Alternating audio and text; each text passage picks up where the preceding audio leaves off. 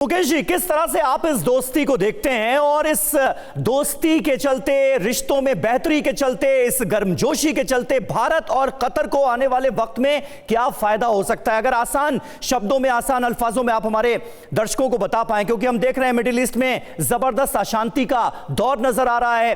Qatar, वो Qatar जिसके America से भी अच्छे संबंध है, आज की तारीख में भारत के साथ भी 50 साल पुराने अपने रिश्ते को और ज्यादा मजबूत करने की कोशिश उधर से भी नजर आती है। मैं जो मोदी डिप्लोमेसी है, मैं जब मोदी डिप्लोमेसी कहता हूं उसको, तो इंडियन डिप्लोमेसी से थोड़ा सा और आगे जाके है ये कि ये दुश्मनों, जो परस्पर दुश्मन देश हैं, उनको एक साथ साधने की बहुत ज़बरदस्त कला इस रिजीम में दिखाई दी है। जैसे कतर हो या यूएई हो या सऊदी अरब हो, लेकिन इनसे रिश्ते बहुत अच्छे होते जा रहे हैं, लेकिन इजराइल के साथ बहुत उतने ही अच्छे रिश्ते हैं। आप देखेंगे कि चीन के साथ, रूस के साथ हमारे बहुत अच्छे रिश्ते हैं, लेकिन जेलेंस्की के साथ भी बहुत अच्छे रिश्ते हैं। हमारे रिश्ते अमेरिका से भी उतने अच्छे रिश्ते हैं जितना रूस के।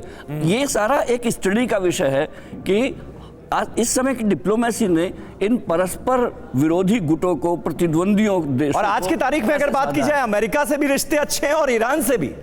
मैं यही इसी लार्जर कंटेक्स्ट की ओर इशारा कर रहा हूं कि भारत का इस समय वो अहम भूमिका है, वो सेंट्रलिटी है कि कोई भी देश भारत से छिटकना नहीं चाहता। एक समय था जब भारत के पास आना नहीं चाहता था और हमने अपने आप को नॉन अलाइंड मूवमेंट से जोड़ा था। आज की डेट में हर कोई हमसे अलाइन होना चाहता है, हर कोई चाहता है कि भारत हमारे साथ रहे। इसकी सबसे बड़ी वजह क्या मानते हैं? ऐसा क्यों है या ऐसा क्या बदला है? क्या सिर्फ इकोनॉमिक रीजन है जिसकी वजह से भारत से सभी जुड़े रहना चाहते हैं? क्योंकि भारत दुनिया का सबसे one of the largest market, दुनिया के सबसे बड़े बाजारों में से है, या फिर इससे इतर भी कुछ देख पाते हैं? देखिए, मुझे लगता है कि सिर्फ मार्केट ही नहीं है। भारत ने जो अपनी जो फॉरेन पॉलिसी को इस ढंग से ढाला है कि वो किसी को नाराज न करने की नीति है, और अपने आप को संयुक्त राष्ट्र के बैनर से, भले ही वो इररिलेवेंट होती चली जा रही है संस्था, लेकिन उस संस्था के तमाम नियमों को साथ में रखते हुए भारत ने अपनी डिप्लोमेसी को, अपनी कूटनीति को इस तरह से रखा है कि हम लोग किसी की दुखती रग पर हाथ रखने को तैयार नहीं है। ठीक है सिवाज सर, एक चीज जो अमिताभ जी ने कही, मध्यस्थता। आज के दौर में हमने देखा जो क्रिटिकल सिचुएशन है उसमें कतर जैसे देशों ने बड़ी भूमिका निभाई है मध्यस्थ के तौर पर। भारत के लिए ऐसी क्या भूमिका कतर की आप देख पाते हैं? क्योंकि जैसा मुकेश सर ने भी बोला कि भारत के संबंध तो उन देशों से भी अच्छे हैं जो एक दूसरे पर हथियार ताने इस वक्त खड़े हैं।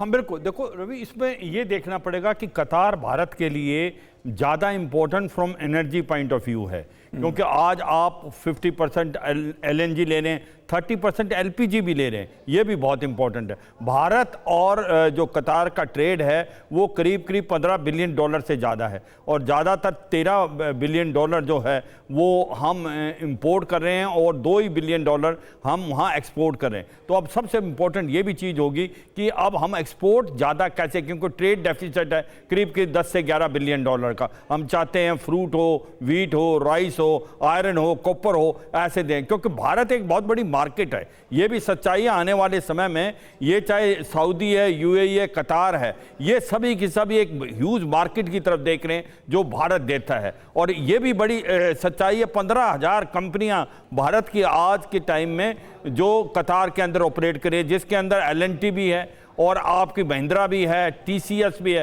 तो और ये भी सच्चाई है 10 लाख के करीब जो भारतीय मूल के लोग वहाँ पर काम कर रहे हैं। तो हर एक चीज़ को अगर देखें तो कतार भारत के लिए बहुत इंपॉर्टेंट है एनर्जी पॉइंट ऑफ व्यू। और दूसरा, आपने बड़ा एक अच्छा क्वेश्चन किया कि जो बदलती हुई स्थितियाँ हैं वेस्ट एशिया में और जिस प्रकार से डोनाल्ड ट्रंप आए हैं, तो ये कतार हमारे लिए बहुत इंपॉर्टेंट है। और कतार, सऊदी, यूएई, ये तीनों देश जो हैं ये डोमिनेट करते हैं इनके अमीर से। अगर हमारे टॉप बंदे से दोस्ती है इन देशों के, तो भारत के रिलेशनशिप इंप्रूव हो सकते हैं। और मुझे लगता है ये स्ट्रैटेजी भारत की बहुत ही कामयाब रही है। ये भी सच्चाई है, भारत के रिलेशनशिप आज ज़्यादातर वर्ल्ड में हर देश के साथ है। अगर आप देखें वेस्ट एशिया में हमारी इजराइल से भी दोस्ती है, ईरान से भी है, सऊदी से भी है, यूएई से। एक बहुत छोटी सी बात, बहुत स्पेसिफिक बात पूछ रहा हूं। पिछले 10 सालों में भारत को कई बड़े रेस्क्यू मिशन चलाने पड़े अपने नागरिकों को अलग अलग देशों से सुरक्षित निकालने के लिए।